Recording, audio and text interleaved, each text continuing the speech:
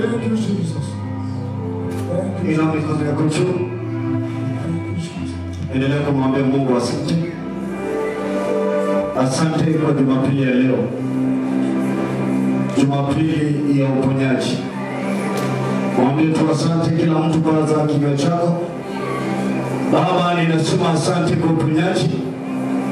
Asante kwa maajabu. Yeyote aliyefika mahali hapo wacha kuone. Wacha wakuone katika jina la Yesu. Kila sauti ambayo inawafuta nyuma leo itawaachilia.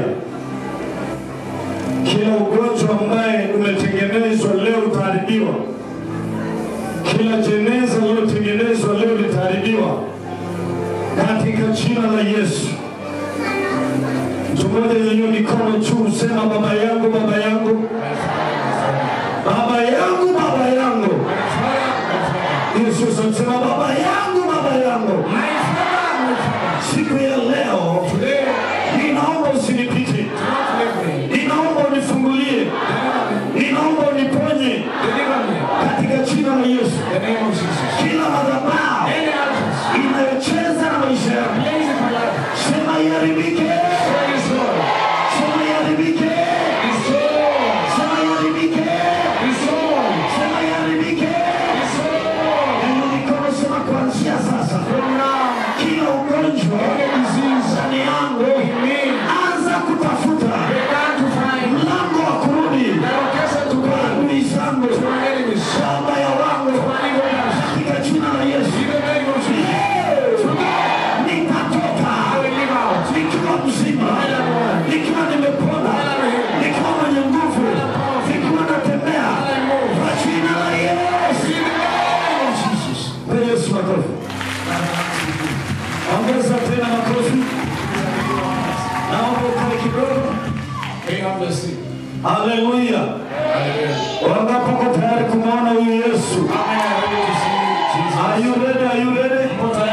Nataka kabla sijaanza niweze kupata walau shuhuda 3 au 5. Kama kuna mtu ambaye Mungu amekutendea, yani tumeomba na umemwona Mungu amefanya, ni vizuri ukamshuhudia. Tulikuombea juu ya uzao, juu ya kazi. Kuna kitu ambacho Mungu amefanya. Kupitia ushuhuda wako, adui anaenda kusambaratika vipisi vipisi. Haleluya. Haleluya. Kuna mtu mwenye ushuhuda? Anyone with a testimony? Nataka nienda haraka sana. Want to move very hard. Kama una ushuhuda njoo hapa. If you have a testimony, move forward. Haleluya. Haleluya. Ushuhuda, testimony. Ushuhuda, testimonies. Mtu mwingine mwenye ushuhuda? Anyone with a testimony? Nafunga mlango. When you close this gate,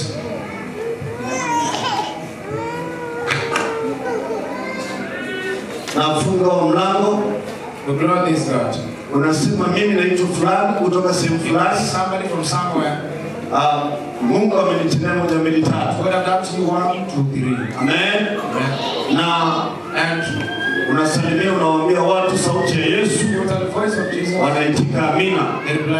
Unasalimia mtu, unawaambia sauti ya Yesu. Sauti ya Yesu kanisa. Unasema amina. Sema amina. Ukisema sauti ya Yesu, kama mtu ana mapepo yanalipuka mbele yako. Kama wewe sio mchawi, fanya namna hii. Yenye mikono sema fire, fire, fire, fire. Sema fire. Amen. Tuanze na baba hapo. Let's begin with Father here. Bwana Yesu. Sauti ya Yesu. Mimi naitwa Amiri Hiza. Amiri Hiza. Naishi kule Botsite kule. Botsite. Siku moja nimekuja hapa. Yes. Nikamkuta nabii huko hapa. Akasema watu wote wapewe maji. Sasa mimi nilikuwa sina hela hata ya kutoa. Na mama mmoja akasema bwana nabii amesema hata nielewa kama nitakupa maji. Lakini sasa yuko mtumishi wake mmoja hapa, simkumbuki kwa sasa hivi. Alikuwa mfupi hivi. Anasema alifanya kazi mahali, akawa alikuwa mshahara mdogo, lakini baadaye alimwombea akapata mshahara mkubwa. Huyo ndiye alinipa 2000, nikachukua ile chupa nikaenda nayo nyumbani. Kwa ushahidi kabisa nimefika pale. Ameniambia kwamba kufika nyumbani unywe alafu mwingine umwage pale ndani na pale nje. Unywe alafu mwage alafu unywe pale, unywe alafu mwage kule nje kote na pale ndani kwenye pembe zote. Mpaka kitandani kwangu nimemwaga. Lakini kilichotokea sasa, tumelala asubuhi tunaamka, kangu ndo akaanza kufungua mlango. Aliyofungua mlango tukakuta ameniambia hebu amkoje angalie kitu hapa mlangoni. Nikamwambia sasa ukitoe tu, sasa kaanza kitu cha ovyo tu. Akaniambia njoo bwana usidharau, nikatoka. Kufika pale nyuma kufungua mlango tu kwa nyuma hapa. Ndio tukaona kuna kakondoo kadogo, alafu kamefungwa matambara na mavumba. Kamewekwa hapo, nikasema ni yale maji ya jana.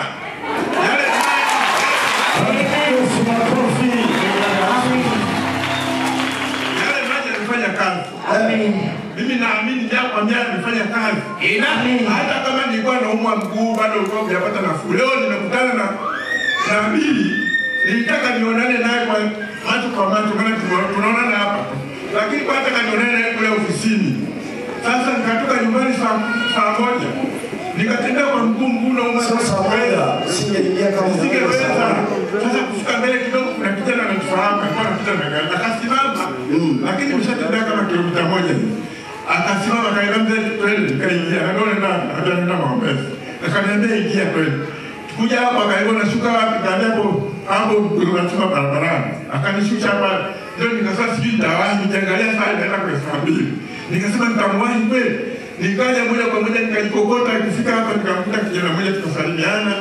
Ndio nikamwambia nitampata nabii, asema utampata, lakini tuandike jina. Akaniandika jina na namba ya simu. Alipokwisha kuniandika akaniambia wewe kakae kwa mtu 28. Basi mtu 28. Watoto wakawa wanaingia. Mtu wa kwanza, mtu mmoja tu leo ndio nimemkuta wa kwanza kwa sababu amelala kutoka Kondoa. Yuko hapo. Na msimamo huyo ametoka Kondoa amelala hapa kanisani. Huyo peke yake ndio nimemkuta, maana leo nilikuwa kwa saa 10. Saa 10 usiku nilikuwa hapo. Wengine wote wamenikuta. Na leo nimeona watu wengi sana, watu 33. Na msimamo kama umeniona. Msimamo. Naona kuna watu wako kabisa wameshakimbia moja. Simama. Kama umeniona.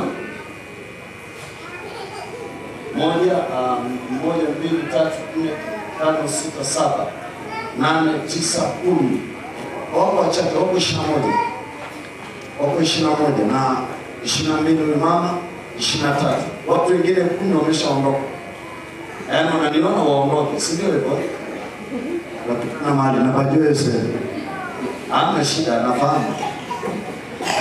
Sasa baada ya hapo nikakaa nikaambiwa nikae hapo. Wenzangu wote wakawa wanaingia huko watoto watatu. Wameingia wote. Lakini sasa mimi kama nimebaki, yule bwana alikuja kuna kijana mmoja alikuwa anachezesha sana na niko hapa. Anaruka juu, kijana mrefu kidogo hivi. Ndio akaniambia, nikamwambia mbona mimi sijaipa? Akaniambia ngoja tutulie kidogo. Baadaye akaniambia njoo twende. Tukaenda tukaongozana naye mpaka kule. Kulikuwa na kijana mwingine alikuwa anafuata nyuma. Akaambia wewe subiri kidogo ngoja mzee ingie. Mimi nikaambia vaa viatu, nikavaa viatu nikaingia. Ndio nikakutana macho kwa macho, mkono kwa mkono. Nikamweleza matatizo yangu. Baba akanieleza, akaniambia nimechukua maji 1, 2, 3. Akaniambia wewe nenda kule kanisani mpaka nikupake mafuta. Hata kuna hela. Na kweli leo nimekuja sina hela. Naona yani naomba Mungu, nashukuru sana kwa kifupi. Nimepata hela nitapata tu. Sikiliza, huyu mzee kwa kifupi, yeye alikuja ibada moja. Jambo wasiku sana. Na alikuja hana hela kabisa. He came here with no money. Na wakampatia maji. They gave him water.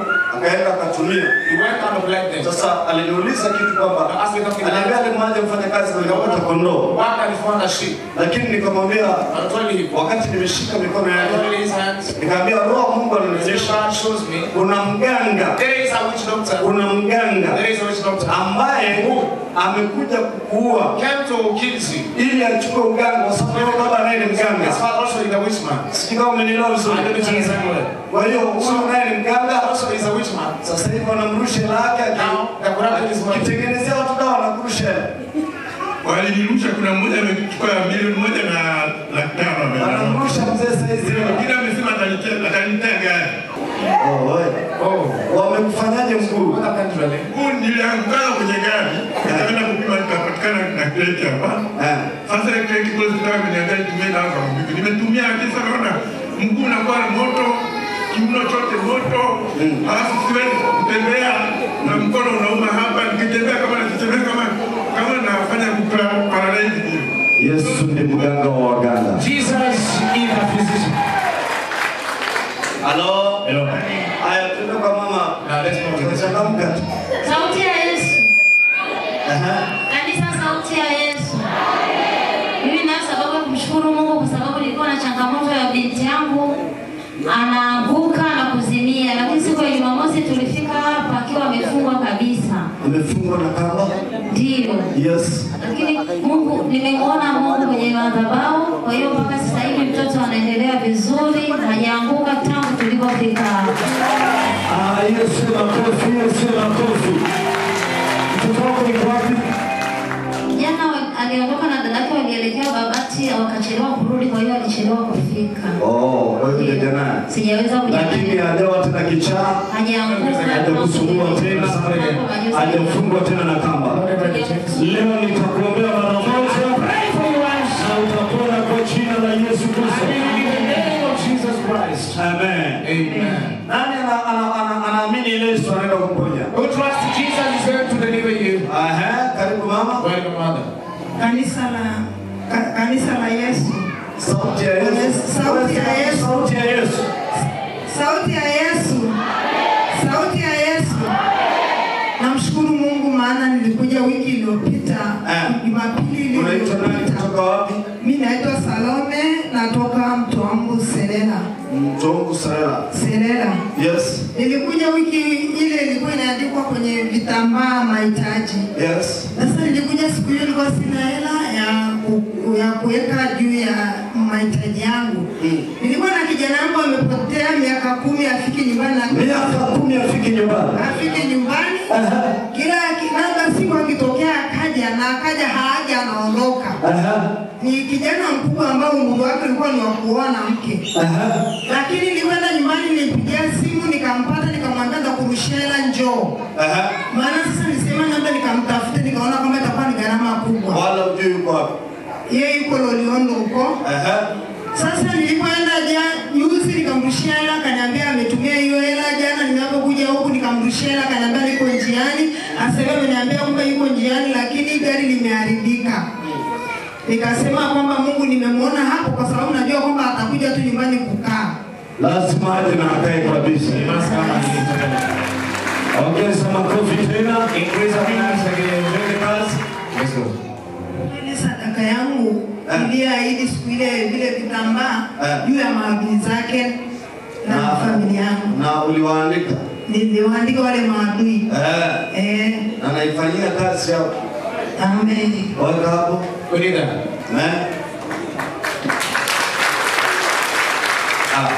Kama upigi makofi siwezi kuendelea. Karibu mama. Sauti ya Yesu kanisa. Amen. Kwa jina naitwa Odilia George. Mimi mwaka jana nilifika hapa, maana nimeshakuja mara nyingi. Siku ile ya kwanza nilipofika hapa, mtumishi alionekania akaniambia mume wako yuko wapi? Nikamwambia hayupo. Akakulia kwenye haki. Akaniambia mbona namuona na kufuatilia. Nikamwambia ni kweli, hata nikiwa nimekaa tu kwenye njozi ninamuona tuko pamoja. Kwa hiyo ndio hivyo akaniambia kuanzia leo hutakaa umsikie tena. Na kweli mpaka leo mimi hajanifuatilia wala kumsikia. Kwa kweli nashukuru Mungu. Bado usema kwa tena. Pia akaniambia, "Ona naona kuna mtoto anatumia dawa kila siku endao kwa Mungu." Nikamwambia ni kweli. Akaniambia ataiacha hiyo dawa. Lakini kweli alikatoka mwaka huu kwenye mwezi wa kwanza. Alikataa dawa kabisa na japo alikataa dawa amelala tu mpaka na leo haamkagi. Na leo ndio nimewahi nikaongea na mtumishi. Gani mgonjwa yuko hapa hawataka kumleta. Umeka wapi? Nakaa Lolobolo lakini hashikiki. Lolobolo, watu wanatoka Mtongo. Yaani wao wamekaa na mgonjwa. Hashikiki mtumishi. Hakubali wala hata kusikia. Sasa nyumbani pale. Sasa nyumbani. Iko nyumbani. Sasa hashikiki. Ni sawa na mama hapa anasema mtoto wake ni kichana. Toka Januari mpaka leo. Huyu mama anakuja yuko hapo chini. Lakini alipoamua kumleta mtoto, amepona moja kwa moja. Tutajitahidi tutatafuta mtoto akiumwa saizi. Mwingine mtampeleka hospitalini. Amina. Mtampeleka hospitalini. Tutampeleka. Sasa hapa naye anatakiwa aletwe. Sasa kama nimemwombea ameacha kutumia dawa, kwa nini usimlete? Why can't they bring him? Vichaa hapo, uone vichaa wanapopona. How you see praises are linked to him? Ukasikia shida za watu vichaa hapo. Hear testimonies of praise men. Kwa ni vizuri uchukue hatua. It's better for you to take an action. Maisha tunaendelea na safari. That is over, we proceed. Asante Yesu kanisa. Amen. Naitwa Amina, natokea Msasani. Siku ya Jumapili nilichukua maji. Mtoto wangu kuanzia mwaka jana aliambiwa anatakiwa afanywe operation ya matezi huko na huko. Nilipofika nyumbani nikampa hayo maji. Nilipompa usiku hajapumua kwa shida wala hajakoroma kwa shida, mpaka na shtuka nasema mbona mtoto wangu haendi tena kama alikuwa anaema. Nikamshika hivi nikasema mbona ameziba mdomo? Mtoto wangu atakuwa amepona. Asubuhi mtoto wangu akaniambia, mama pale uliponipeleka nitapona chap na kwa nimepona sasa hivi sipumui kwa shida.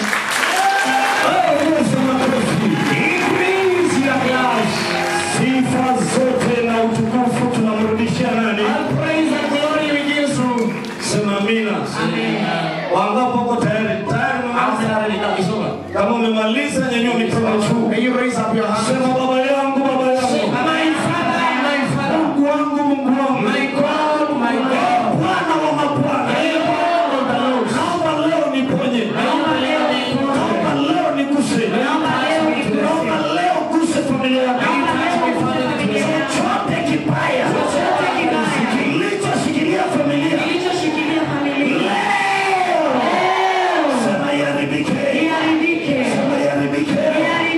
Chochote kibaya. Kilichotengenezewa. Na hao waganga.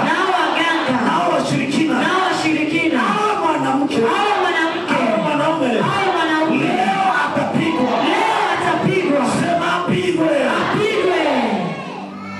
Wangapo wako tayari?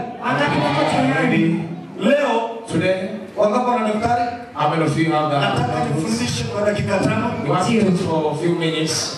Nataka nifundishe kwa dakika 5. You want to teach for a few minutes. Amen. Amen.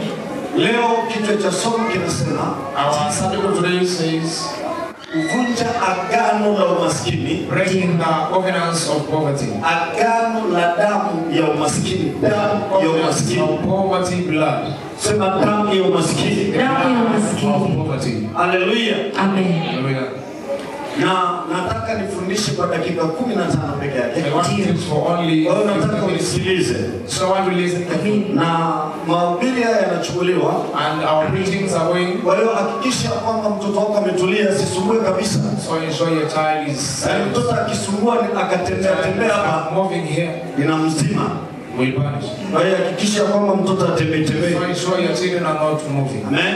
Amen. Na hakikisha kwamba uko makini sana. And ensure that you are very careful. Jambo la kwanza kabla sijafundisha, The first thing before you start teaching, Mungu our God au wewe binafsi or yourself, hautaweza kutoka kwenye tatizo you not depart out of the trouble ambalo haulijui. that you don't understand. So ni lazima ujue tatizo, So you must know about your alafu trouble. ndio uweze kutoka kwenye tatizo. Then you move out of that trouble. Kama mtu amefungwa, If a person is blocked, hawezi kuondoka mahali kama amefungwa. cannot live while he is still grounded. Sasa ufunuo unapokuja So as revelation au neno la comes, Mungu linapokuja, or the word of God comes, kuzungumzwa mbele yako, speaking before you, kufundishwa mbele yako, teaching before ni you, kwa sababu ya kukutoa wewe kutoka sehemu moja kuingia pale Mungu anapotaka uingie. everyone needs to Kwa hivyo usikivu na utulivu So you have ni muhimu sana. Very Kwa important. hiyo nitafundisha dakika So 15, it is for 15 minutes. alafu tutakuwa na nitatabiria watu 52, alafu nitaombea wagonjwa wote wakajua kwamba Yesu anaishi. Amen. Na kama kuna mtu ameletwa hawezi kutembea, kama kuna mtu ameletwa na godoro, atatembea kwa miguu yake katika jina la Yesu Kristo. Amen. Sasa nimeambiwa kuna watu wameletwa kwenye magodoro. Ndio. Yuko nyuma pale. Sasa nataka bebe na godoro lake. Mwezi hapo amesimama diani. Akae hapo kabisa. Bebeni tuna godoro lake. Haleluya. Amen. Tulitenga pale kwa ajili ya kukaa wagonjwa. Lakini paka tukao tunashindwa kufanya kazi zingine kwa sababu watu watu wamenuka. Kwa hiyo hata wakiondoka bado ile harufu inakuwa imebaki. Amen. Amen. Wangapo wako tayari kupona? Are you ready? Are you ready? Tuko tayari baba. Walio tayari sema nipo tayari. Nipo tayari. Naomba ufungue mikono yako. May you deliver your hands? Nyanyua mikono yako juu. Rudia ya maneno tafadhali. Come up at this one. Nyosha juu kabisa. Raise up. Baba Mungu wa mbingu na nchi, Baba Mungu wa mbingu na nchi, tunakushukuru kwa ibada ya leo. Tunakushukuru kwa ibada ya leo. Umetupa nafasi tukuabudu. Umetupa nafasi tukuabudu. Bwana wa mabwana.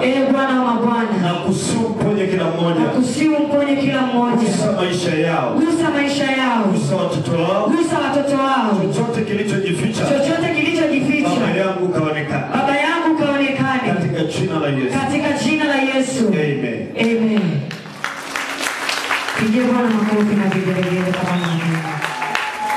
Hayo makofi hayatoshi.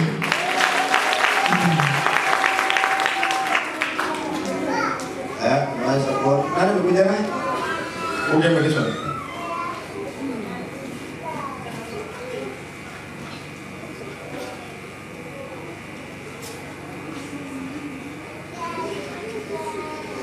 Nani amekuja naye kupatia maiki?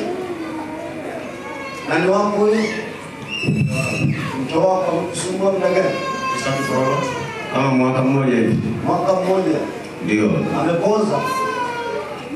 Amepoza ndio. Unaamini Mungu yupo? Mungu yupo. Haleluya. Amen. Watu wanapitia mambo magumu sana. Ni kweli Baba. Amen. Amen. Sasa tenda haraka tusitie huruma. Tusitie huruma wala kusikitika. Amina Baba. Amen. Amen. Ulia yako hiyo unamlilia Mungu sio mwanadamu. Amen. Machozi yako hiyo unamtazama Mungu. May your praise be holding Jesus. Amen. Amen. Nimeshasema kichwa cha somo. Our subject. Kwa hiyo mimi ninachotaka nikwambie. So what we need to tell you. Nataka sasa unipe muda wako. Provide you our time. Sema amina. Amen. Nini chanzo cha tatizo ulilo nalo? The source of the trouble that you have. Viko vyanzo vingi vya matatizo. There are many sources. Watu wanakutana navyo. Ukikutana matatizo linalohusisha damu huwa halisikii maombi ya kawaida.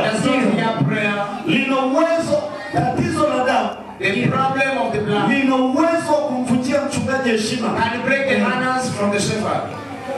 Lina uwezo wa kumvunjia mchungaji heshima. Ina uwezo wa kuvunjia heshima. Kwa sababu ukafanya maombi, alafu hayo maombi hamna mabadiliko. Bwana Yesu Kristo. Kwa hivyo mchungaji anaweza kajiona na mafuta. Lakini pia tatizo la damu, uwezo wa kudharau mfungo wa siku 40 na kumfanya mtakatifu ajione kana kwamba amemkosea Mungu. Ndio maana kuna watu wanafunga lakini bado hawaoni matunda. Mfano matatizo ya sickle cell. Matatizo ya sickle cell problem. Hayo ni matatizo ya damu. These are blood problems. Hayo ni matatizo ya damu. These are blood Kuna mama problems. hapo. There is a mother there. Na huyo mtoto wako simama. With your child, stand up. Njoo naye hapo mbele. Come with him forward. Na kusa kidogo damu ndio naenda kufundisha. Should be going through teaching. Amen. Hiyo ndio inaitwa sickle cell. This is what we call haya matatizo ya damu. These are blood issues. Sasa kama huyu ni mtoto wake. This one is Sasa. Ana tatizo gani? Which problem do you have? Aongei. Can't speak. Na hawezi kujifanyia kitu chochote. Anajisaidia hapo? Hapana. Akiingia shuleni lazima nimfuate nisaidie. Umsaidie? Na kuoga lazima nisaidie. Msaidie.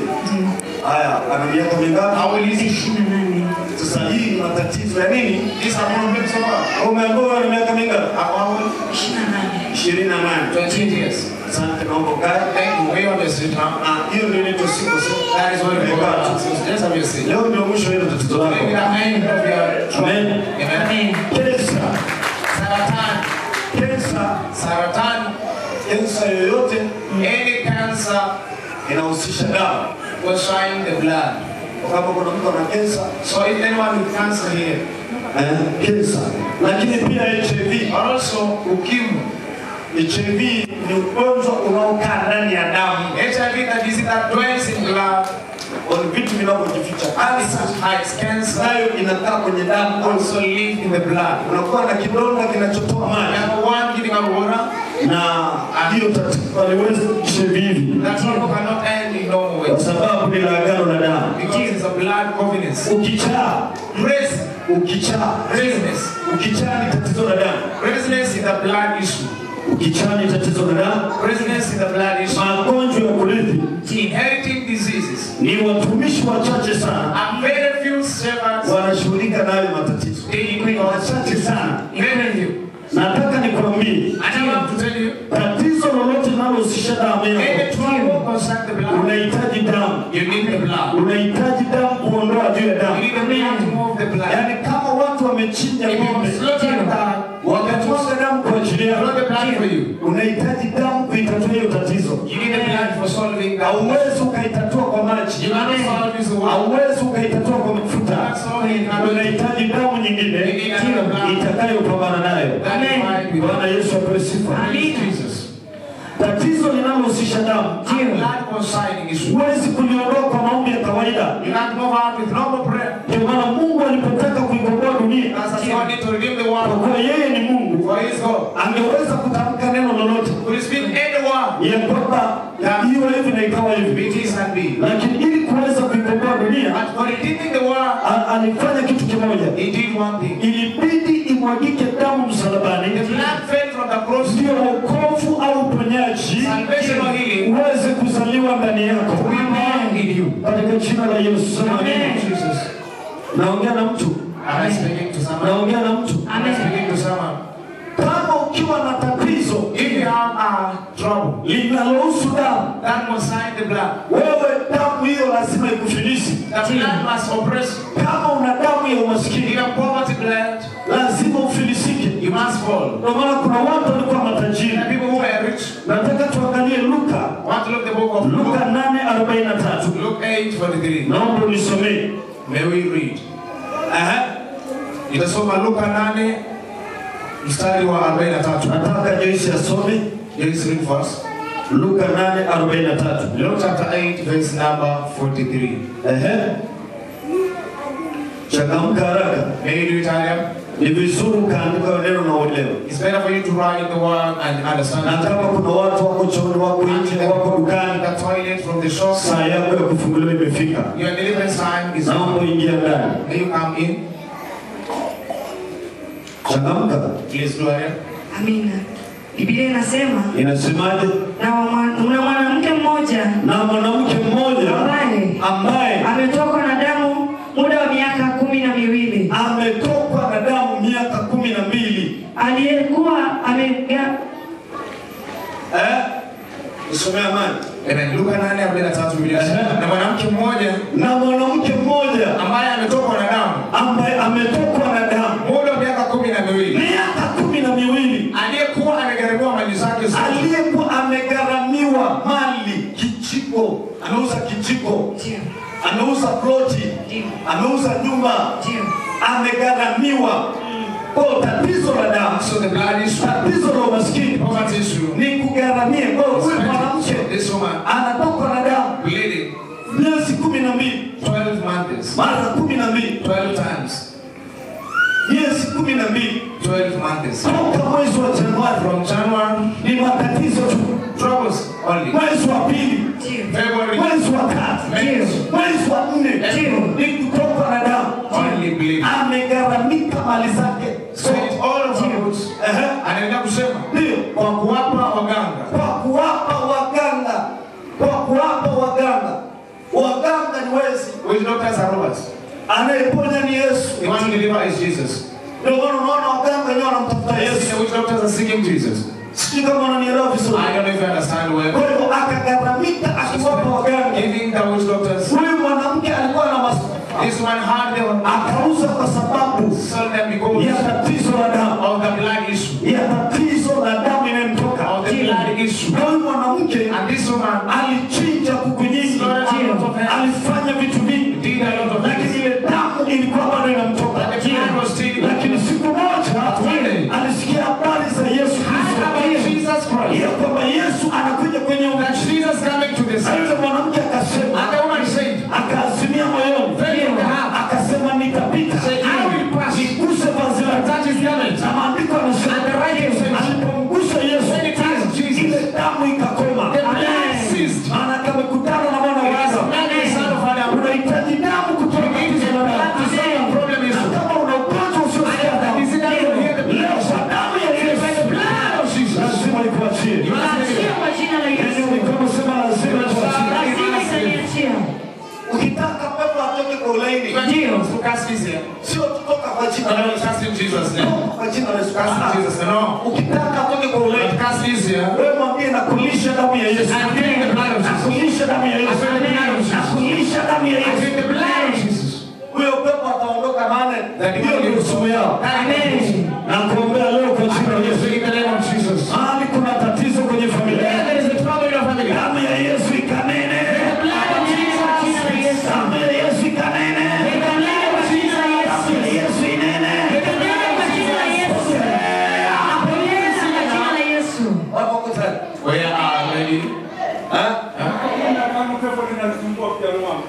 Nini shida? What the problem? Semi. Pepo nimemkamata vibaya. Naomba mtaka.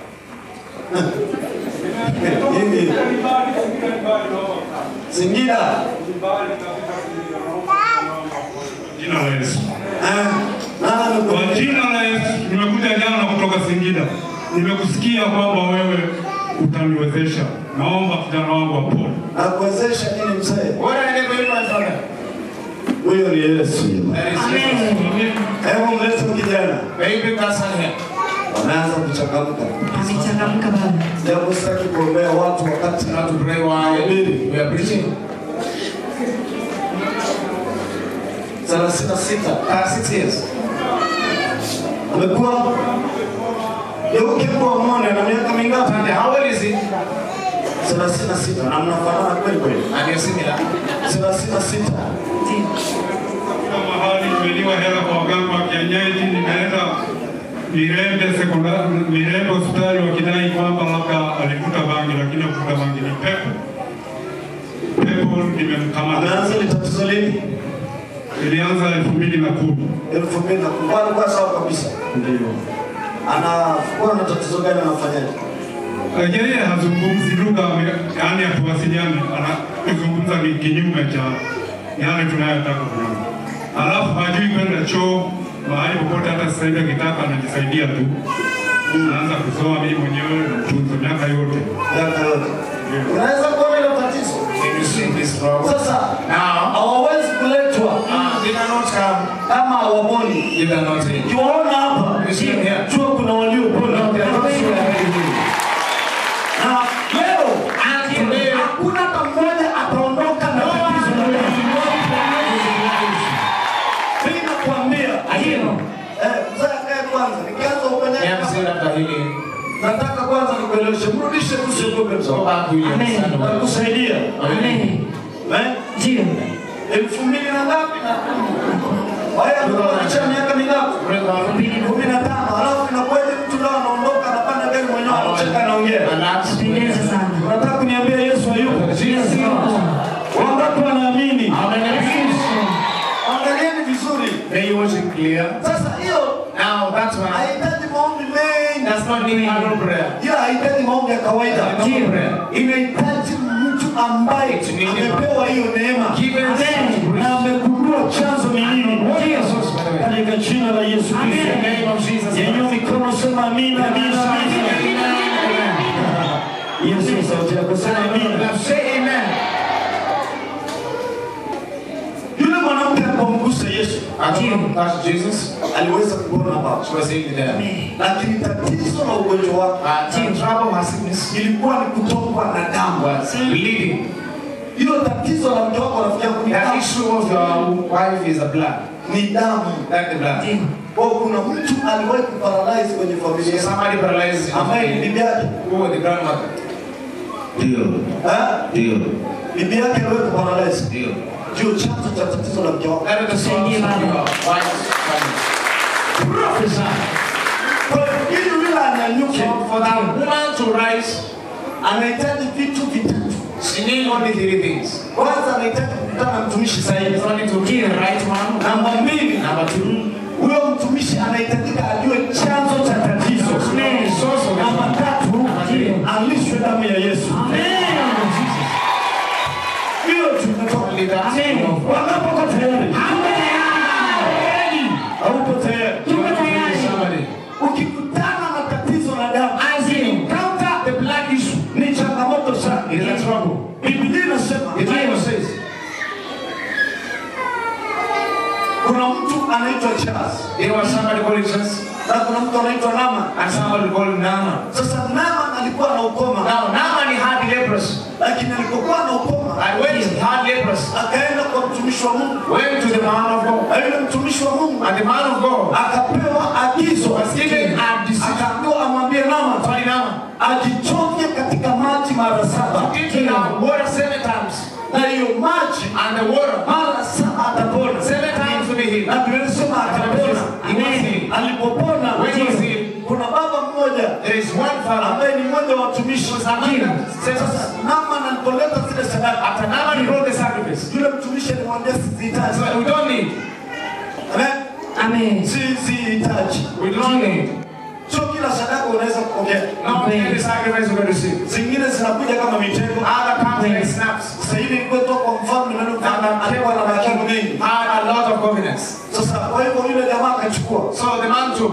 Lakini laana anayopata, and the curse is getting, anaambiwa ukoma wa Naaman, the leprosy of Naaman, utakupata wewe shall get you na kizazi cha. And you what you also angeambiwa itampata wewe, will get you. Ilikuwa inashika. Will be no problem. Tatizo ni wewe and you na kizazi cha. And you. Hiyo ndio tatizo. That is the problem. Nataka nisome Samuel wa pili. I want to read 2 Samuel. Sura ile ya 3, chapter 3. Mstari mdogo ile wa 29. Small verse number 29. Samuel wa pili. 2 Samuel. 3:29. 3:29. Nisome dokta. Biblia inasema. Inasemaje? Samuel wa pili 3:29. Na imwangukie Yoabu kichwani pake. Na imwangukie Yoabu kichwani pake. Na nyumba yake. Hii ni nyumba ya Yoabu, hii ni nyumba ya babu yako. Babu yako anazungumziwa hivi. Kwa mwache Yoabu alafu mlete sasa ni babu yako. Aliyemzaa baba yako. Aliyemzaa baba yako. Na nyumba yote ya babaye. Na nyumba ya baba yako. Umesikia na nyumba yote. Kwa hivyo hii ni familia inalaaniwa. Tena hiyo nyumba ya Yoabu, tena katika hiyo familia ya Yoabu isikose kuwa na mtu mwenye kutoka damu. Yaani asikosekane mtu mwenye kansa, mwenye kutokwa na damu. Hiyo ni matatizo ya kurithi, laana za kurithi. Madhabahu anasema asikosekane. Kwa hiyo tayari familia imefungwa. Unaambiwa asikosekane mtu anayetokwa na damu. Kwa maana kuna watu wanatokwa na damu. Na hiyo tatizo linaweza kuendelea kutafuna watu. Mama mmoja juzi alikuja, nimekataa kumwambia sifika kama amekuja leo. Nikamwambia na mtoto wake anatokwa na damu kwenye mguu wa kiume kutoka Dar es Salaam. Yule mama amekuja, mamake Chamasa wapo. Wapo wakina Chamasa. Hawapo.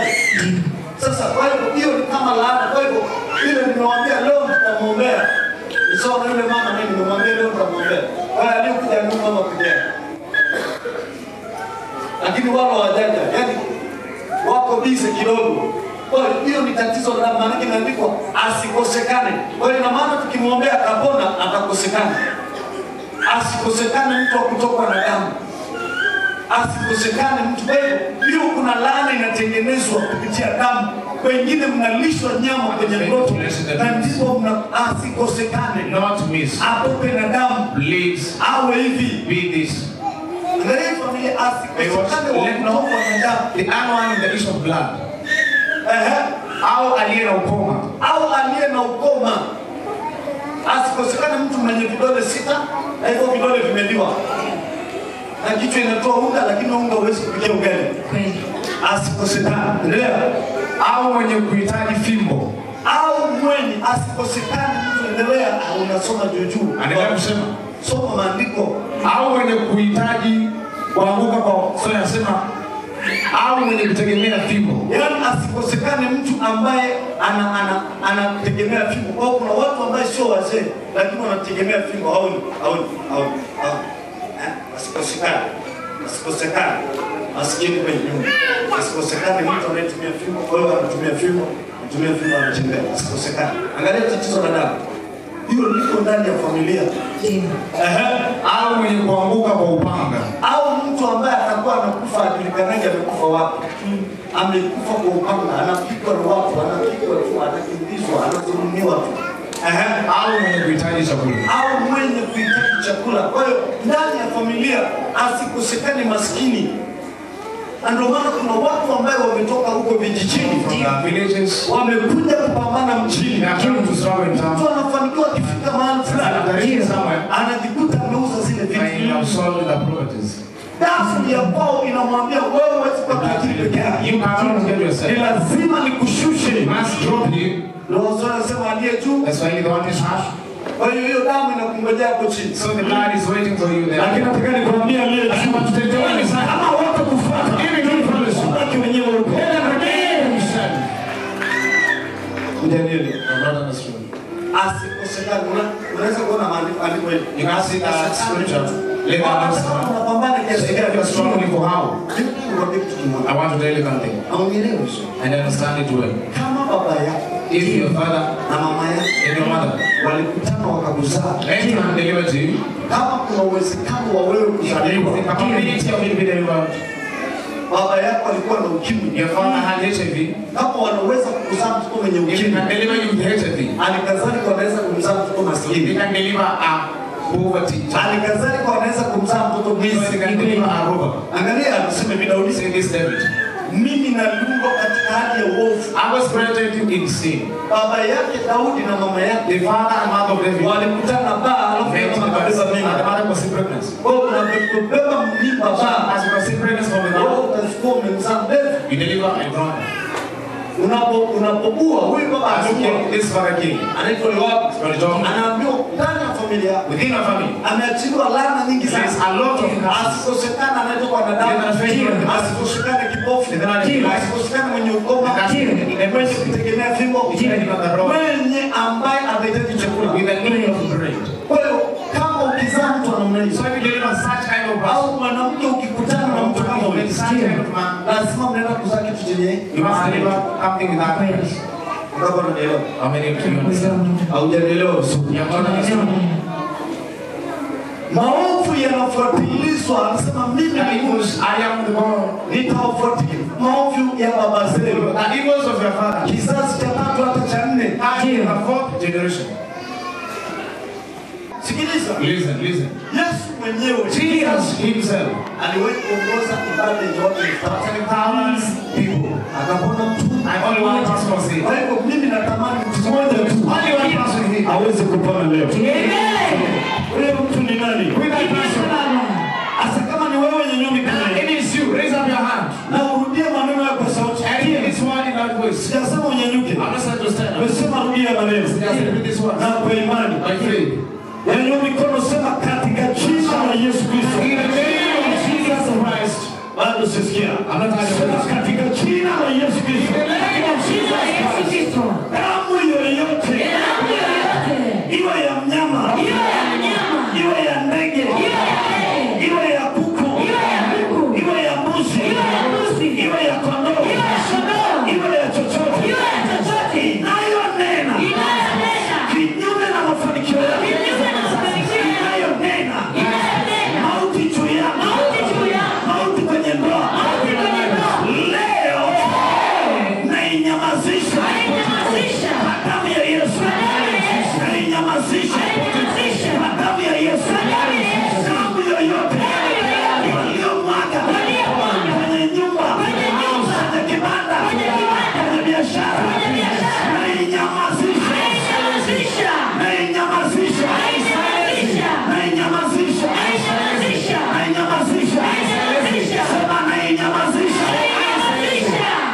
Nyanyua mikono juu. Raise up your hands. Sema sauti yoyote kutoka upande wa baba yangu, kutoka upande wa mama yangu,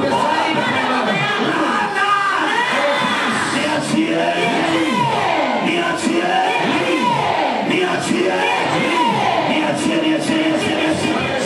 sema niachie, niachie, niachie, niachie, niachie, niachie, sema niachie. Nyanyua mikono, sema kwa jina la Yesu. Ugonjwa wowote iwe ni wa kutengenezwa, iwe ni wa vyakula, iwe ni ya kichawi, leo hii kwa damu ya Yesu toweka kwenye mwili wako. Toweka, toweka. Sema toweka. Toweka. Toweka. Sema toweka. Sema toweka. Nyanyua mikono yako juu. Raise up your hands. Sema katika jina la Yesu. Ugonjwa wowote kwenye mifupa yangu, kwenye mwili wangu, leo. Sema achia. Kuna mtu Abubakar. Somebody, your name is Abubakar. I hear Abubakar. Nasikia kuna Abubakar. Allah pasupa hiyo. Professor. Kuna mtu anaitwa Abubakar. Somebody, your name is Abubakar. Abubakar. Abubakar. Yuko wapi? Is he here? Yuko wapi? Where is he? Kimbia haraka, kimbia haraka. Run. Utakuwa naenda speedy. Today move very hard. Kuna mwanamke mwingine. There is another one. Leo ni siku yako ya kutoka. Today is a day. Jina la Yesu. Unaitwa nani? What's your name? Abubakar ni nani?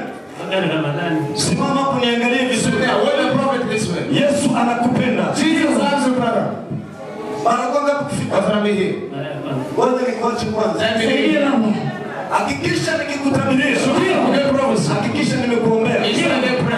Nikikuruka maana After we give you this no nothing about you. Sikiliza. Listen, brother. Kuna kijana mmoja anaonyeshwa. There is a certain mother who see. Anachukua nyayo zako. Taking your feet. Anapeleka kwa mganga wa kienyeji. To the witch doctor. Na hii kwa sababu. And this is because. Anataka kutumia nyota yako. What to use your star. Ya kuendesha gari. I'm driving the car. Unafanya kazi gani? What are you doing?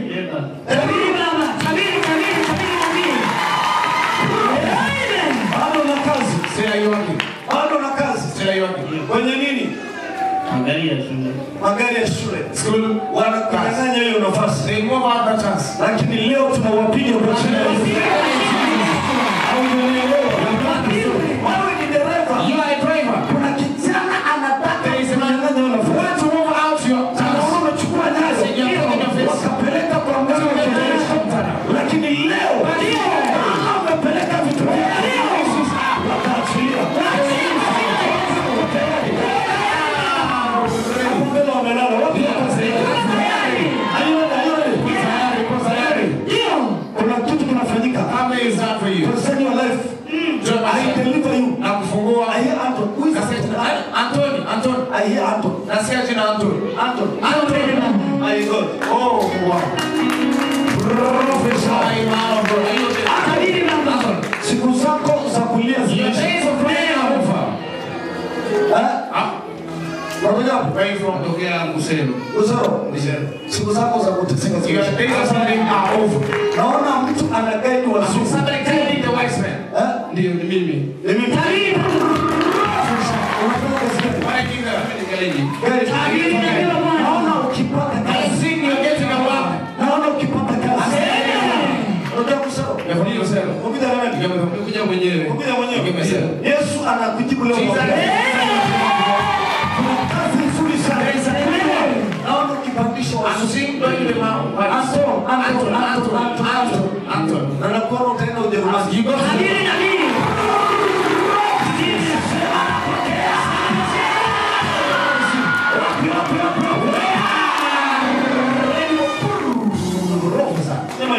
You don't have this one. What do you make? Put a microphone. What are you doing? What's that, bro? Kifuyo, unataka wapi? Where are you from? Songo, kuja wewe. Kuja mwenyewe. Kuja mwenyewe.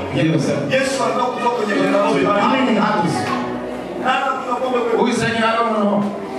Wengi anakunywa. Wewe, you. Nakunywa. Au unaona? Tabiri baba. Kwa sababu hiyo ni tatizo trouble. Na leo Yesu anakutoa. Jesus is going out now. Na leo Yesu anakutoa. Jesus is going out. Leta hapa. Bring it here. Toa moyo. You come here. Toa. Come here. Hiyo pombe inakutesa. The alcohol is tormenting you. Na imesababisha vitu vingi vinaenda vibaya. Many things are going not right. Hiyo madhabahu inakutesa. The others are tormenting you. Na leo nitakuombea. They are praying to you. Unaenda kuacha pombe mazuri. Pia unayo hela. You have money. Wewe unatumia pombe gani? What happened to you? Unachanganya. You mix. Hiyo pombe imekuletea matatizo. The alcohol brought the challenges. Hiyo pombe imekuletea shida. The alcohol brought challenges. Imekuletea magonjwa. Brought you diseases. Sitaki kuongea sana to speak more. Lakini leo unapona. But today leo unapona. Today leo unapona.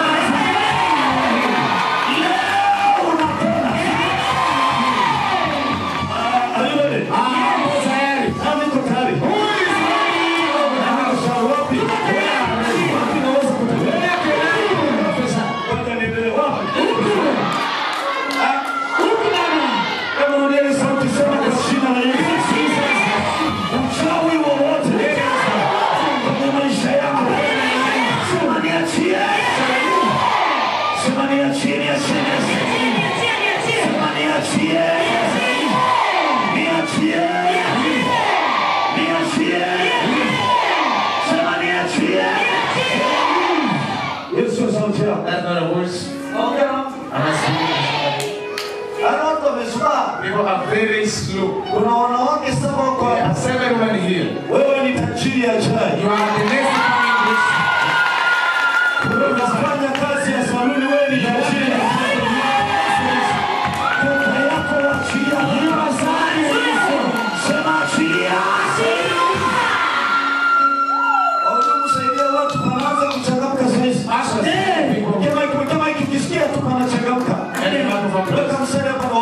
join the line here for prayer.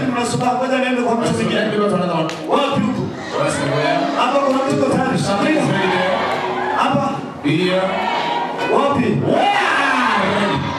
Nasikia Shamila. I hear the name Shamila. Shamila. Shamila. Shamila. Shamila. Professor. I've told them to come here. Which one is needed here? Our time is going.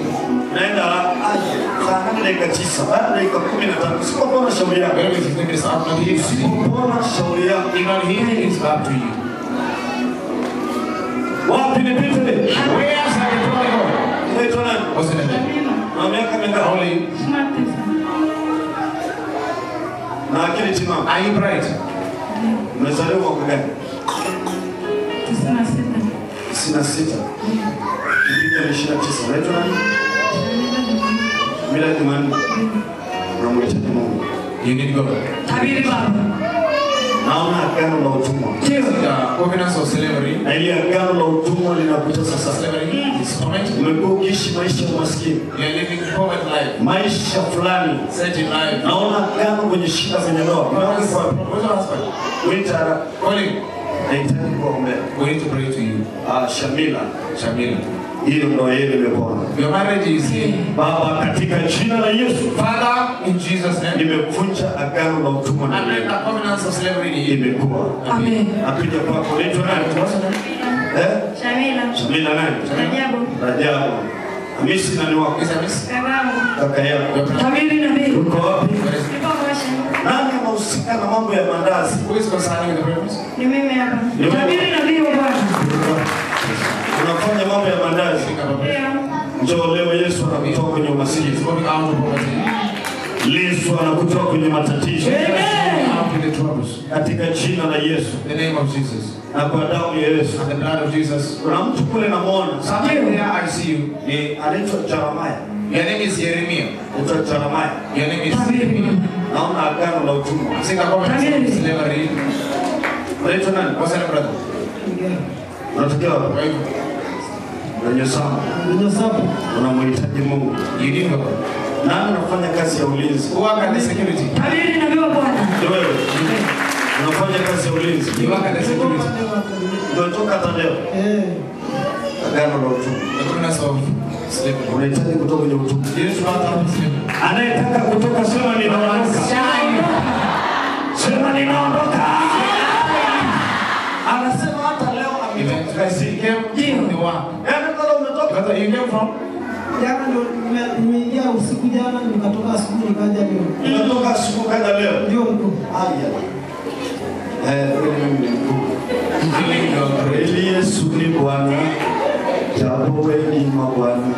Kwa yale aliyotenda ndio maana ninaimba.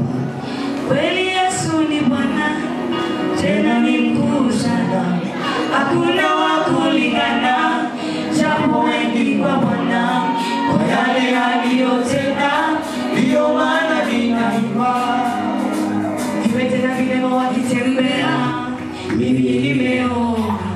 Watu wenye dhambi wakifunguliwa, mimi nimeona. Yesu ni Bwana tena.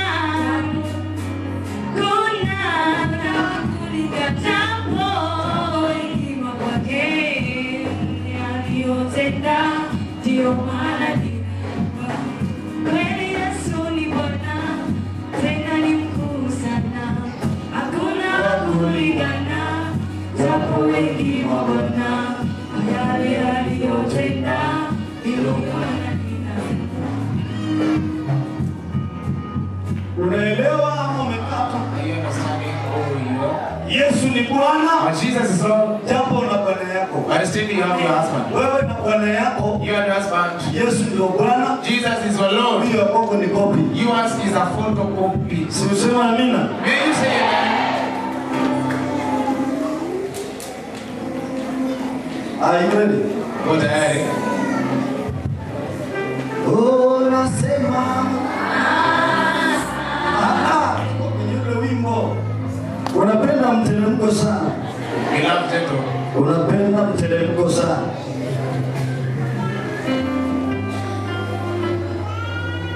Nisikilize rafiki yangu. My friend, listen. Wewe ni mtu mkubwa sana. You are a great man. Wewe sio mlinzi. You are not a guard. Mungu anaenda kukupa kazi ya heshima. He's going to give you a honor. Ezekiel unamfahamu? Do you know Ezekiel? Mtoto wangu kwanza. Nabii wa Bwana. Na wewe kufanya nane. Kabisa nimewahi kufanya. Wewe kufanya profesa. Nabii. Nimefanya zaidi ya miaka 10 kazi ya mjini. Kaacha pale. Nikaacha nikarudi. Nimefanya kampuni mbalimbali sana. Ndio. Lakini mafanikio yako. Hamna kabisa. Leo Yesu amezungumza na Jesus is Yesu ni kama sema baba yangu. Wapi nipite? Hapa. Ni upande unatuma au upande wapi wana imani? Nasikia Elizabeth. Elizabeth Lazarus. Lazaro ni nani? Who is Lazarus? Nani wako? Nani? Lazaro yuko wapi? Nishafariki. Tabiri. Unaokoka? Niko nyumbani. Yesu ameniambia. Maskini umefika mwisho. Amen. John ni nani? No. Tabiri na Bwana. Maskini sana. Sana. And wewe na mume wako John. You and your husband John. Leo tunatolewa kwenye matatizo. Wanasema napokea pokea. Wapi. Hapo tayari. Ndio. Mechoka sana. You're tired. Yaani niko upande wa wagonjwa. You're on the side of sick. Hao wamesubaa. This has low. Sema baba yangu.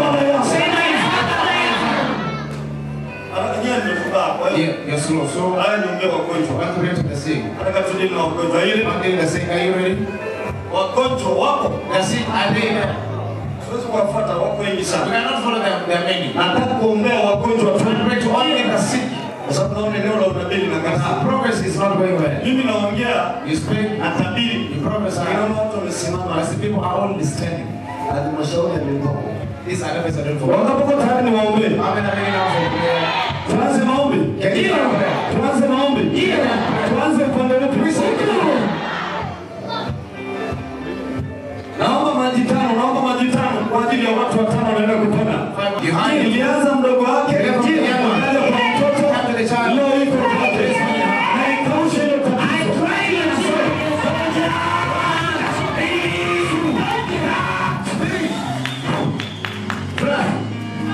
Out!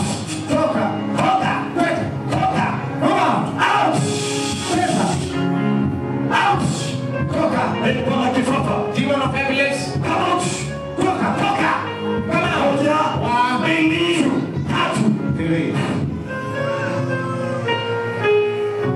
Out! Toka! Toka! Come out!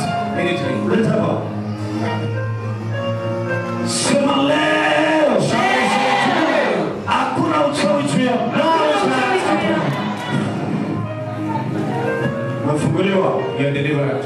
Umefunguliwa. You are delivered. I set you free. Na kuweka huru. I set you free. Na kuweka huru. Wewe pepo la kifafa. You demon of epilepsy. Toka. Come out. Toka. Come out. Toka. Come out. Toka. Come out. Ondoka haraka. Live out. Ondoka haraka. Live immediately. Ondoka haraka. Live immediately. Kwa jina. In the name. Na Yesu Kristo. Maisha wewe. Amina. Wapi. Huyo ana shida gani? Which number is this one? Beba na godoro mlete. Here the man is bringing her. Beba na godoro. Here the man is bringing her. Ayo. Wako tayari. Katika jina la Yesu. Katika jina la Yesu. Chochote kibaya. Leo kinaua.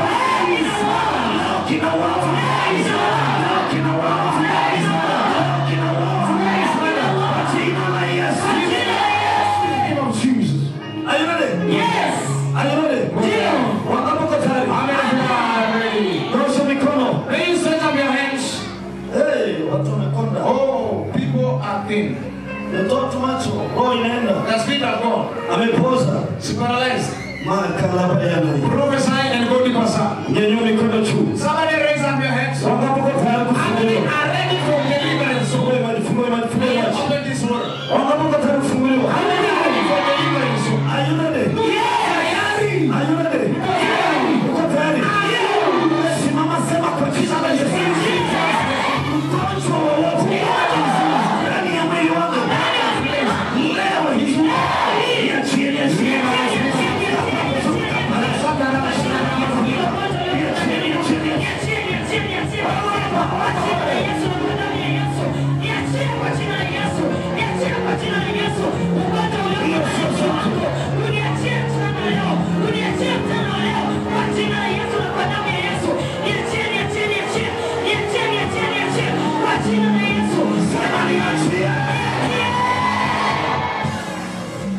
Ni mke wako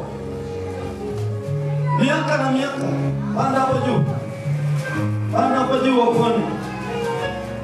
Angalia mtu alivyojikolea, amepoza. Ndio mambo amekwenda kwa siku kabisa. Ndio kwa wakone. Kamera inakutazama. Is watch viewing. Ana mwaka na mimi mwaka tu. 1 year. Mwaka mmoja. 1 year. Mtembeza kila sehemu. Kwa waganga. Kwenye maombi.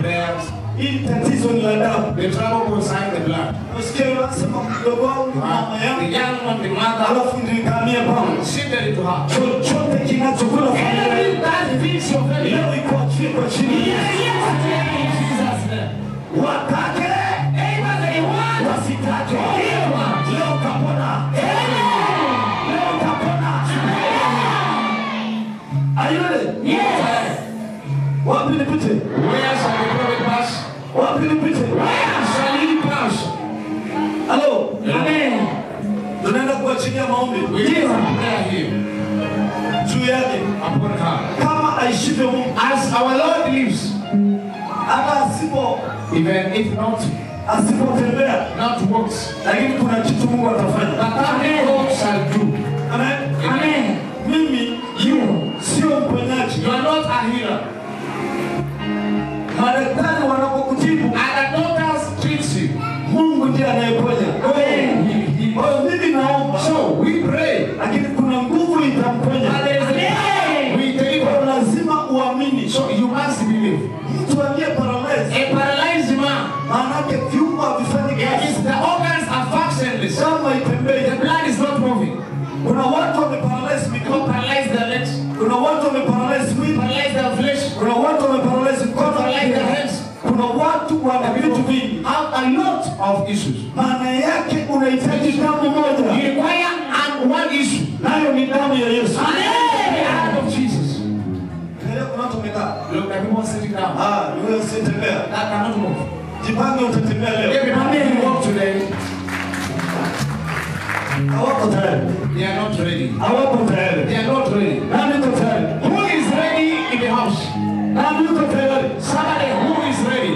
Sema katika jina la Yesu. In the name of Jesus. Leta maji, leta maji, leta maji. Bring the water here. Leta maji. Bring the water. Enyo mikono, sema katika jina la Yesu. In the name of Jesus.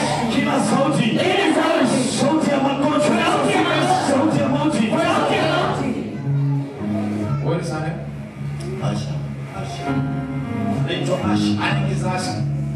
Naitwa Asha. Her name is Asha. Baba katika jina la Yesu. Father, in the name of Jesus. Chochote kibaya. Anything that is bad. Kwenye miguu yake. Upon her legs. Chochote kibaya. Anything kibaya. Ndani ya maisha. Within her life. Uponyaji umefika. Healing is now. Uponyaji umefika. Healing is available. Nguvu ya Mungu. Power of God. Inatembea. It's moving. Katika jina la Yesu. In the name of Jesus. Kila sauti. Any voice. Kila mauti. Any death. Iliandaliwa. Prepare. Juu yako Asha. Upon you Asha. Leo. Today. Leo. Today. Leo. Today. Leo. Today. Leo. Today. Leo. Today. Leo. Today. Leo. I say today. Teketea haraka. I say die. Haraka. Immediately. Mapepo. Demons. Pepo. Demons. Pepo. Demons. Pepo. Demons. Kamata moto. Get fire. Lishe ya maji Now haraka. you make at this one drink. Lishe haraka. Make a drink. Lishe. Make a drink.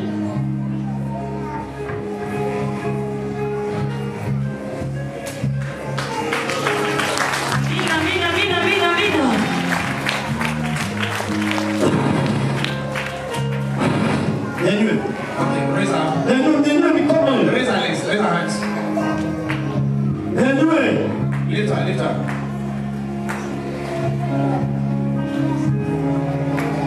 The mighty name of Jesus. Kwa jina la Yesu liko na nguvu. Hii miguu pokea nguvu. The legs receive power. Pokea nguvu, Receive msimamishe. power. Stand up.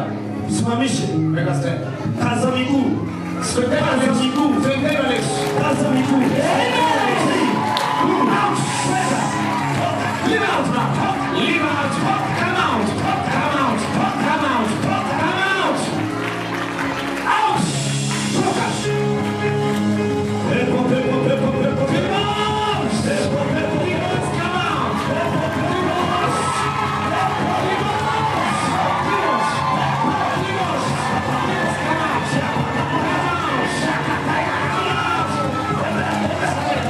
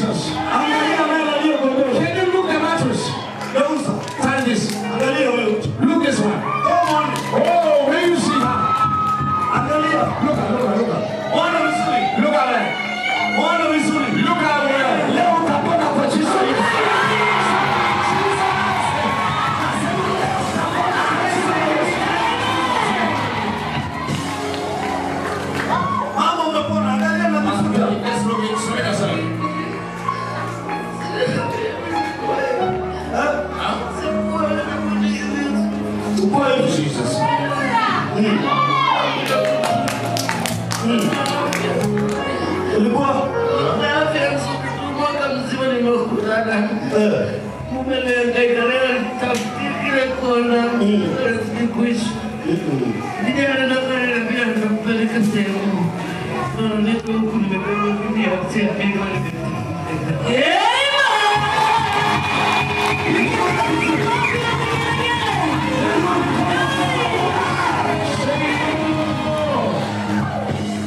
Mpaka machozi yananitoka. The tears are coming out. Yaani mwaka mzima. The whole year. Nafikiri mwaka mzima. Just imagine the whole year. Yaani mpaka na machozi yanashindwa kuvumilia. If it even else to remain same. Angalia. Look.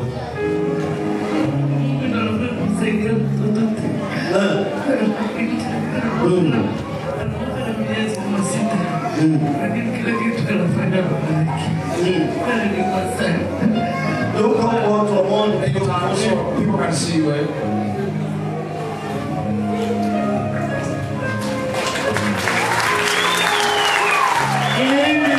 Yesu amenituma kwako.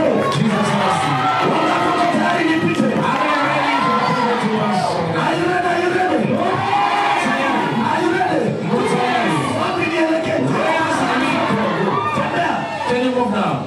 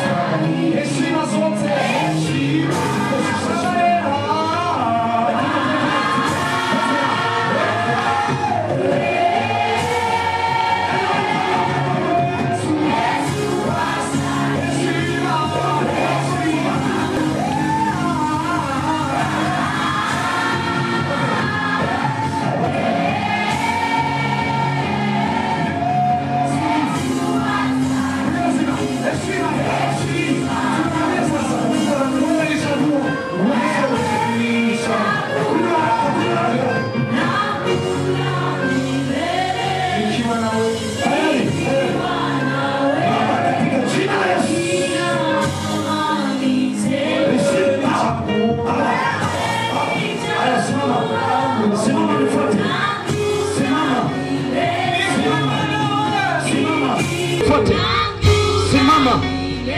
Simama. Simama. Halo, simama. Tembea. Tembea. Tembea. Tembea. Nichaguo. Tembea. Tembea. Wacha halo, tembea. Ikiwa leo. Tembea. Tembea. Halo, Yesu na. Tembea. Tembea.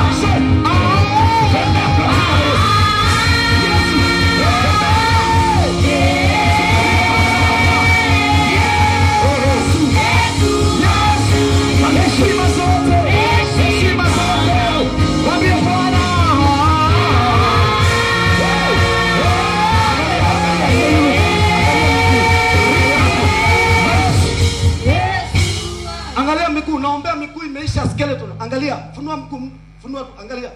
Usiogope mami, leo umepona. Sasa watu mtavunja popote.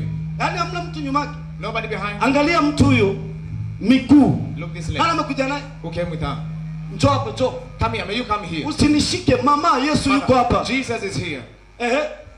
Ameteseka kwa muda gani? Wiki tatu. Wiki tatu tu. 3 weeks only. Mtu amekonda, angalia.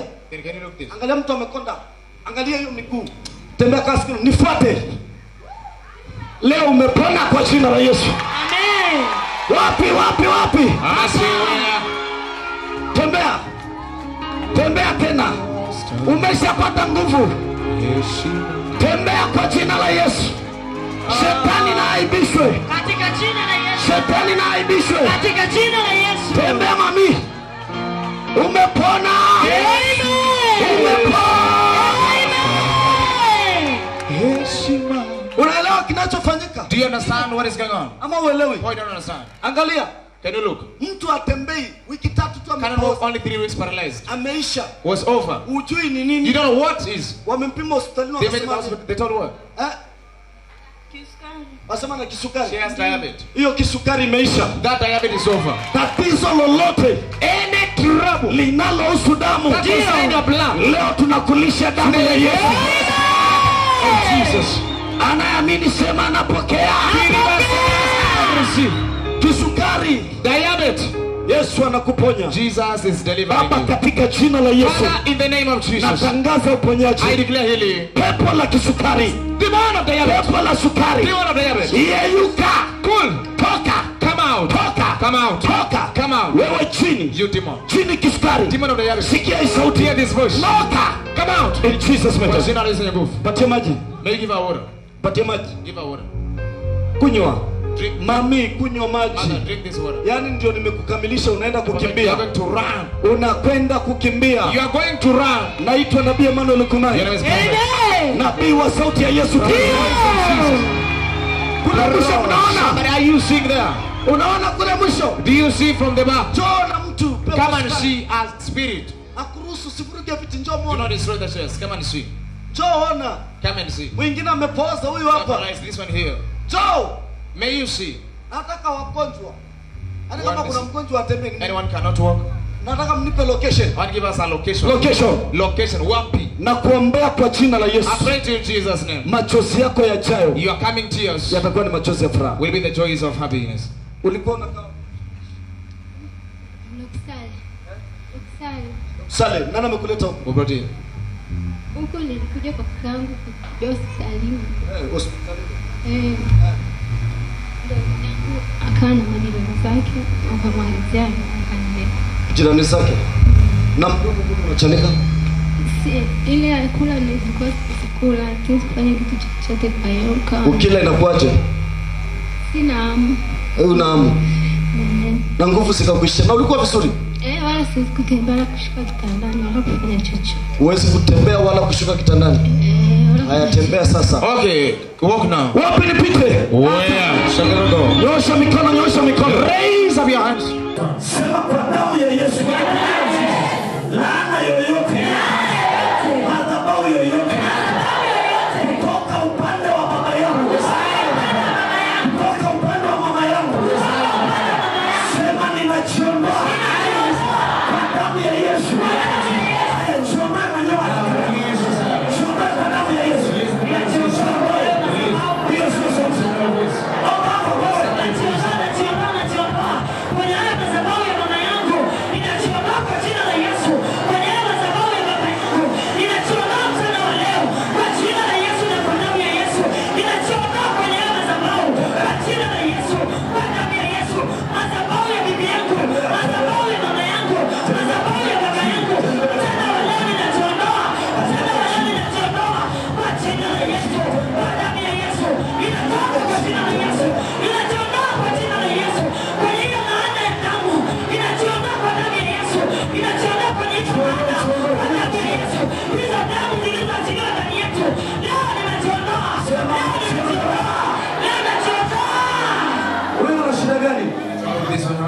hawezi kutembea.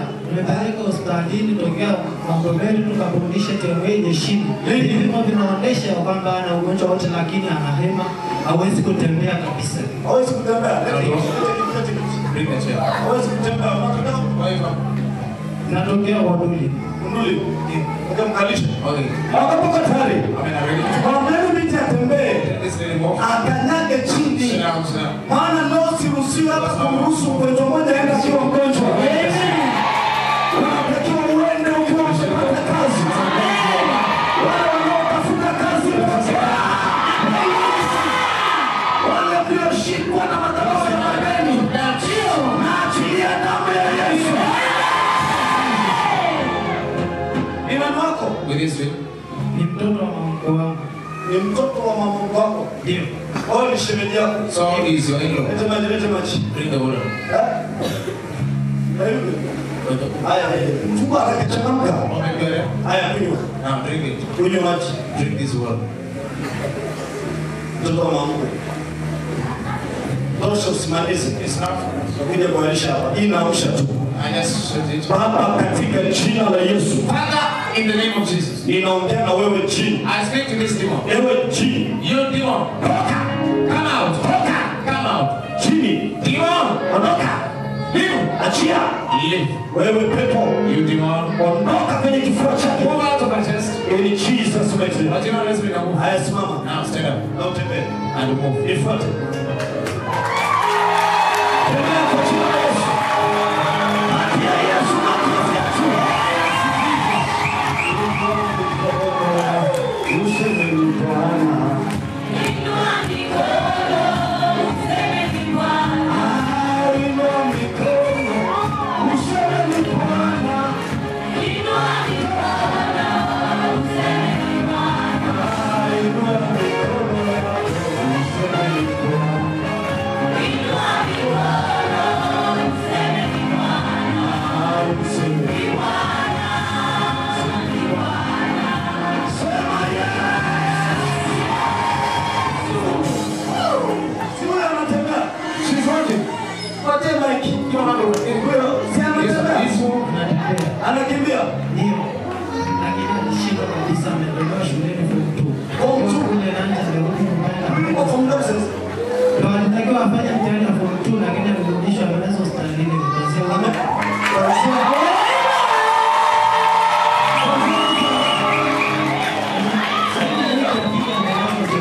amelazwa tembea. Watu kufanya mtihani. Ndio alitakiwa afanye mtihani wa form 2. Na hajafanya. Hajafanya mpaka sasa hivi alikuwa anaenda shuleni sasa hadiwezi.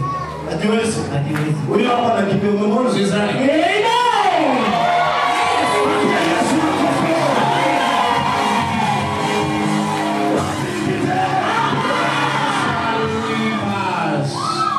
Kama unampenda unasema njoo hapa.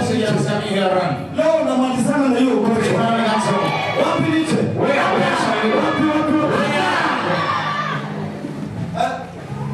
Ndio hiyo. Anasemaje? Unasemaje? Ametumia jina tupo inamtumia mara nyingi. Kama anamiliki zaidi. Tumempatia madai. Lete machi nyingine. Asema mlipie hizo maji. You should pay. Zimeshaisha tano.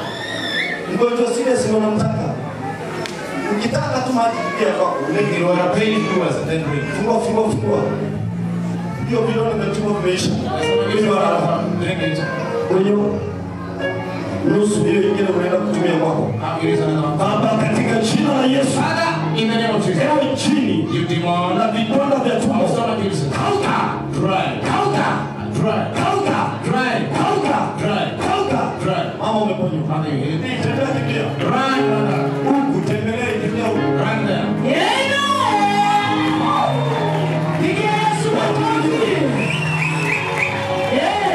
Anapita kwa barabara imesimama. Everybody is lost there. Anapita barabara imesimama. Dr. Yesu. Mtoto hospitali miaka 3 na vipi utuponi ngoja ishi. Miaka 3. Yes. Miaka 3. Lete maji. Bring the water. Imetumika kama imetumika hospitali. Hii ndio ya mwisho. Naweza kuchukua maji. Kunywa maji. Drink this. Watembulisha haraka. Ushikilie hapo. Anakushinda. Shika. Okay, hold it. Baba katika jina la Yesu. In Jesus' name. Ewe pepo. You demon. Kwa jina la Yesu. In the name of Jesus. Pepo na uvimbe. Demon of swelling. Ulemavu. Disability. Ouch. Right angel. Miguu yake inapata nguvu. The legs are getting power. Na siku saba kuanzia tarehe 7 days from today. hakuna uvimbe. No swelling. Na atakuwa anakimbia. Amen. Simamisha. Simamishe. Mtoto. Baby, come. Njoo nifuate. Follow the prophet. Tembea. Move. Tembea. Move. Wita kufuata wewe. Bala. Leo mikono sema fire. Okay. Naomba mrudi kila mtu kwa kiti chake. Let's go back to your chair. Alafu nataka tuanze pole. Then you start line. So rudi kwa kiti. Go back to your chair, please. Alafu tuanze. Then you start. Katika jina la Yesu. In the name of Jesus. Operation inaanza. Operation is beginning. Wangapo tayari tuanze. They are ready for beginning. Tayari tembea binti. It is over. Move. Hudumu mwambini atembee. Acha Stella to walk. Sijawahi kumwambia mtu asitembee. Bring them on move. Leo nimejipanga kukusaidia. Wapi nipite? Hapa. Wapi? Where? Kuna mtu tayari? ready? Somebody ready? Wapi? Where? Wapi? Sema katika jina la Yesu. Sauti yoyote iliyoshika baraka zako. Sema ife. Kwa kidogo.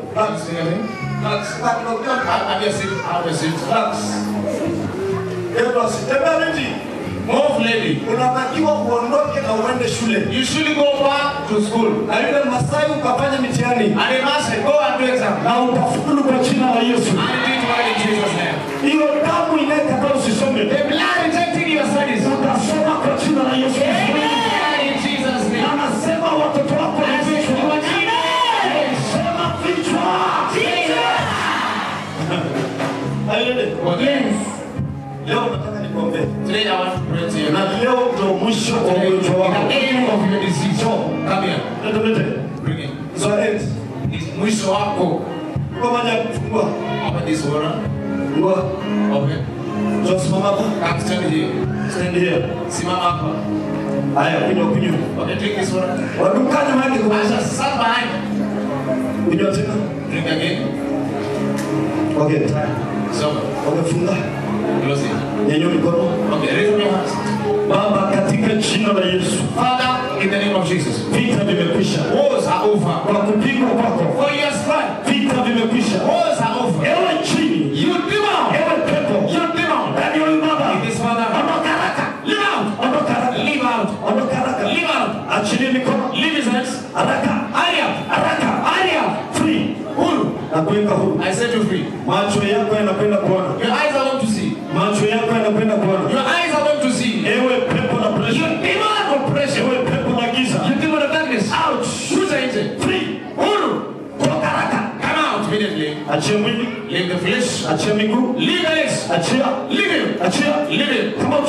Kuja nje. You spirit. Nyie mapepo. I speak with you. Nazungumza na nyie. Leave this body. Acha mwili. In the mighty name of Jesus. Kwa jina la Yesu lenye nguvu. Any poison. Kila sumu. That poison you. Inayokuharibu. Leo hii. Today. Nimeikausha. I try. Katika jina la Yesu. In the name of Jesus. Ugonjwa ulio nao. Any sin you have. Ninarudisha kwa maadui zako. I back to your enemies. Narudisha kwa wabaya wako. I return to your enemies. Narudisha kwao. I return to your Kwa jina la Yesu. In the name of Jesus. Chote kibaya. Anything evil. Kwenye huu mwili. To your flesh. Ife leo.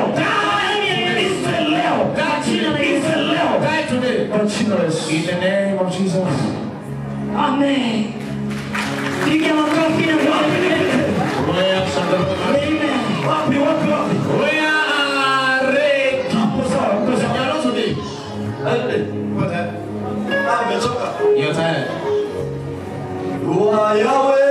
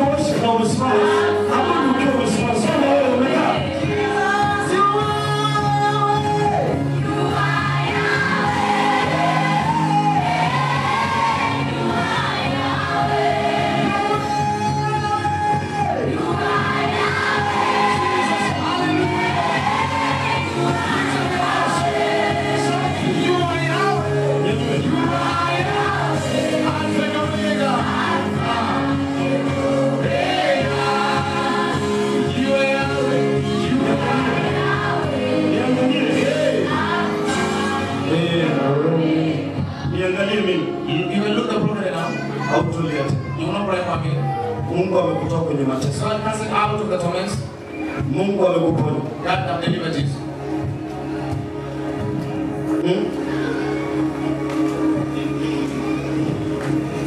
Unaweza kuona watu wanateseka sio sababu kwa sababu wewe au vitu wa sasa. Wana tumile watu wanasema. Angalia. Yes Lord. Angalia watu wanateseka. Ni ugonjwa alionao yule nimeshampatia nabii zake.